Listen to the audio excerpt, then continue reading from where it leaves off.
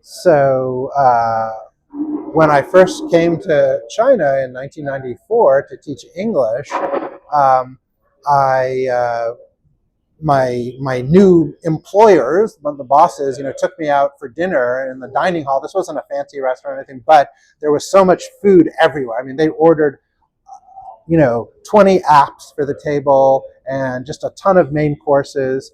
And I realized that that was kind of Chinese banquet culture, right? Not like the food that you grew up with eating at home, which was, just a lot of rice and rice porridge. But when you went out with a group of friends or business, I mean, there was just a ton of food. Everybody shared. And you never really saw a menu because whoever was paying for the group would get there first, would order everything in advance, and then it would just start coming out as ready. So, I mean, and you and I have had a lot of meals. Like your friends, when we go back to China to visit, your friends have taken us out for some amazing meals like that. Right. In Chinese culture, is they want to order more food to show hospitality. The more leftovers means you'll have more to come in. And so that's why Chinese always order more on the banquet. Mm-hmm. But at home, they are pretty thrifty. They don't throw away food. They always, eat leftovers. But in a restaurant, it's time to gain face. Mm-hmm. So you have to order a lot of food. And typically, and this is a big difference from Chinese restaurants in America, which it comes with rice on the side. In Chinese restaurants in China, rice comes at the end, if at all. So you're eating all the meats and all the vegetables and all the appetizers, and then if you need something to kind of fill you up at the very end, you'll have a bowl of rice or a bowl of noodles, which is kind of comforting. Usually in the banquet, because the rice is cheap in China, so the best banquet, you don't eat any rice. You don't even touch the rice. You eat a lot of other food, meat, usually have a chicken, duck, fish, all kinds of, but you don't eat rice. You don't eat rice. Rice is at the end. And here another thing is in America, the soup is the first course. But in China, soup is always the last course. Mm-hmm. And the rice. Why? Because it's good for the digestion to eat good soup for the also? Digestion. Yeah. Or when at a very simple restaurant or in somebody's home in China, soup is the last course because it's like the pot scraping. It's like the leftover fat that you cook with. Yeah. You put some hot water with a little bit of fat and just leftover vegetables. So it's kind of like so again, very thrifty. But even in a banquet, soup is last, and then sometimes it's a very elaborate soup. Right. So yeah, when you come to a Chinese restaurant in America, it's much more fun if everybody's sharing everything. Order extra dishes. No, in China. In China, but I'm encouraging people to do that in America. I mean, in America, they don't often, but people should. Well, here is Go Dutch. This culture is Go Dutch. Yeah, right? You don't really have that in China. Right. Yeah. So should we talk about how we met?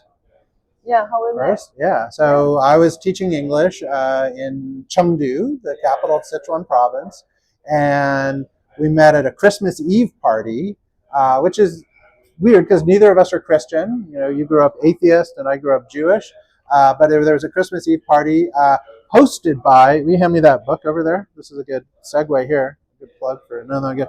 Hosted by a student at Sichuan University who then went on to study Chinese cooking in Sichuan, a white British woman named Fuchsia Dunlop, who's become kind of like the most famous English writer on Chinese food. And this is her memoir about eating in China, which I'll leave for anyone who wants, any of the staff members who want to pick it up behind the bar or something in their off hours. But anyway, it was really her indirectly that brought us together because we were both at our Christmas party with a lot of other people, and then we went. I think we had Western food one of our first dates, right? We had fried chicken or something. Yeah, fried chicken and Chinese food. It was a long date. It was a 12-hour date. So we had lunch together. We had Chinese lunch. We had Western food for dinner.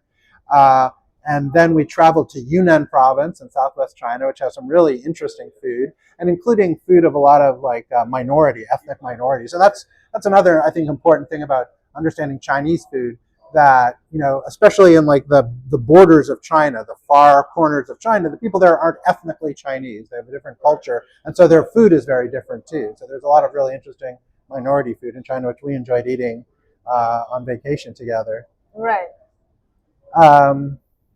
And then I had to come back and start graduate school, and then eventually you met me in California, and we got married. And you worked at a Chinese restaurant, American, kind of Chinese American restaurant, waitress there. Yeah. So when I first met Elijah in the party, so I saw this guy. I said, "Wow, he must be wealthy," because in China, chubby person means wealthy person means you have enough to eat. This have a good. He has those good facial expression. So like a kind person and a wealthy person and high education. High education. He went to like I said, okay, this guy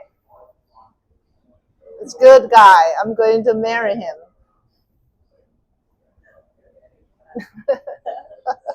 No, you can't cut that. Love that so much.